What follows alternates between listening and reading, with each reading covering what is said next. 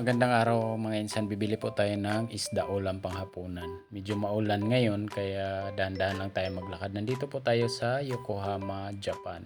Malapit po siya sa Tokyo kaya mahal po ang cost of living dito.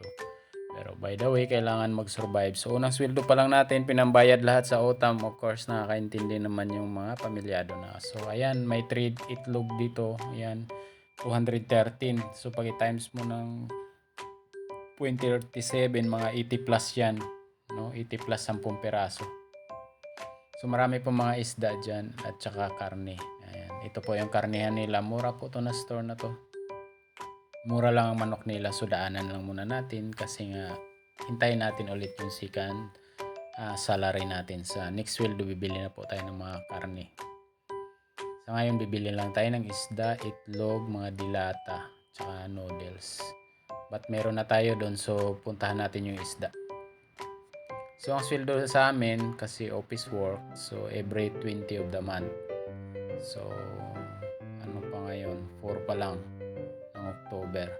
So ayan, para siyang tawilis no sa atin sa Manila, tawilis siya. Parang kamukha talaga ng tawilis lahat. Masarap siya lalo na pag iprito mo o ipaksiw. Kaya matagal ko yun maubos. Pag nagpaksiw ako, mga 3 kainan bago maubos yan. Tapos pag nagprito ako, 2 kainan. Pag may sobra pa, binibilhan ko ng gulay sa may basket na 70 lang. Tapos yun, 2 kain pa rin, di rin maubos lahat.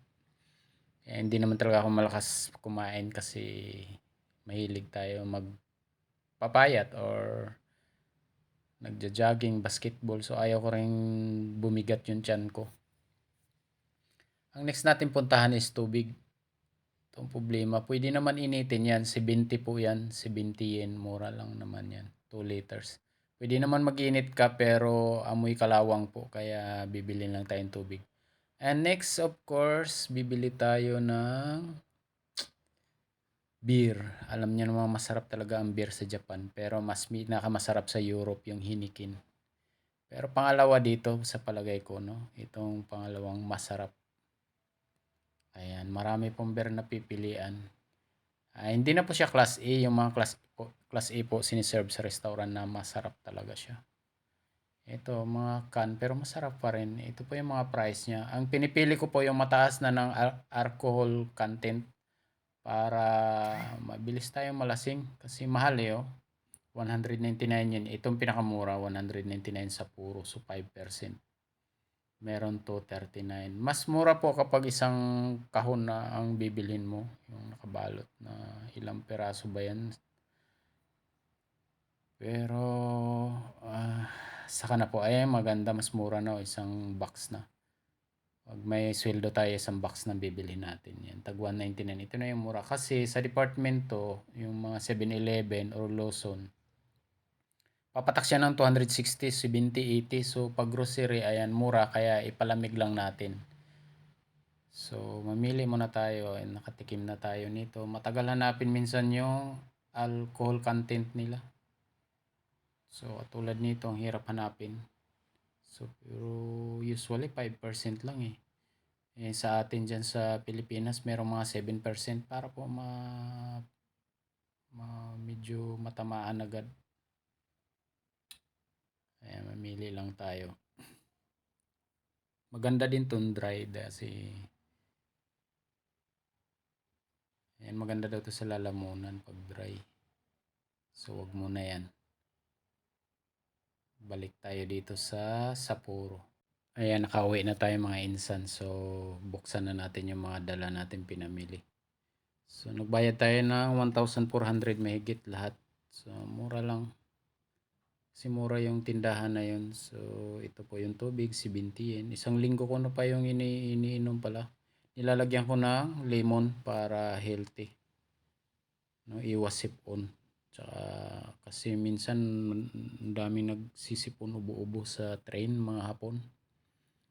So mas maganda po. Ayan, mura tong bawang natin nabili, 299 lang. So napakarami na niya.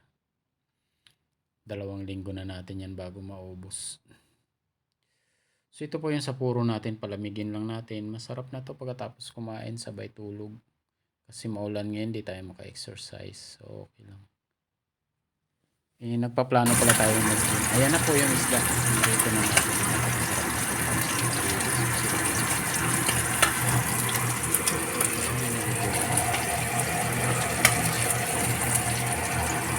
Ayan bigas natin sa natin.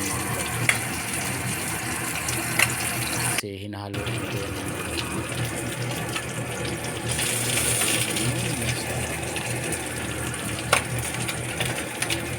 Dalawa kasing style ng pagluto.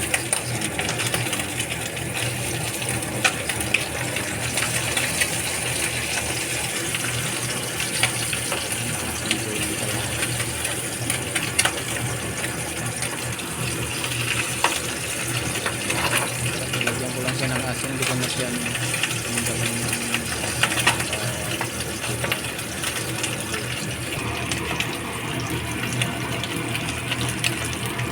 sarap na niya, luto na siya. Maggawa na po tayo ng sausawan niya. Ayan, meron tayong lemon, bawang, ayan, nahiwa na natin. So magkuha na. Itong pinakamura na suka, no? 70 yen. Tamiso, parang tamisui. Ayan, di ko mabasa masyado, hiragana, katakana. Mura yun, 17, pinakamura. Nakala ko nga, kinabahan ako, baka hindi suka. Ito naman yung toyo, shoyo yung sa baba. Kuikuchi yung sa taas, yan. Yung sa gitna. Yung kanji hindi na natin mabasa. Shoyo yung baba, kaya alam na natin toyo yun. So, ayan, na ito yung bawang. Ito pa yung nabili kong bawang na na inano ko sa sabaw na isda. Yung katulad sa atin, matapang. Pag naubos to, ayun na yung bago kong bili ang gagamitin na bawang. So, pigaan lang natin ng lemon. Ang laki ng lemon nila. Sa atin, kalamansi, ang liit. Hassle magpiga kasi maliit dito. 2 hiwa ka lang, solve na eh. Ayan. So, kakain na po tayo. Tikman natin yung tawilis sa Japan, no? Sabihin na lang natin tawilis sa Japan. Hugas muna tayo bago kumain. Ayan na siya, sausawan natin, tas kanin. Yan lang, ganun lang kasimple natin ang buhay natin kasi bigyan ko kayo ng tip. Nagtrabaho ako dati sa Africa, maraming umuwi na walang naipundar. Bili lang ng mga gamit. Tayo medyo nagtipid, nakapundar tayo ng bahay at lupa, di ba? Pero hulug-hulugan pa rin, pero at least ang sarap. Kaya minsan, no, mag-focus kayo kung hindi naman kailangan gumastos. Huwag nyo pong gastusin yung pera nyo. Naku, Diyos ko po. Kahit mga engineer na kasama ko sa trabaho ngayon nga kasi walang project, walang naipundar. Hirap na hirap sa buhay. Ang matakbuhan lang loan, tapos magagastos agad yung pera. Ito na po siya, ang sarap niya. Malinamnam. Ayan, kinain ko na po yung ulo kahit may hasang pa kasi maliit lang naman. Hindi ko na tinanggal yung bitoka. Pag nabusog na, bibili tayo next ng gulay. May dala naman ako mga vitamin C para hindi maiwasan natin yung mga sakit. Then exercise, tulog. Ayan. Mas masarap damihan natin ng ginayat na sibuyas. Salamat!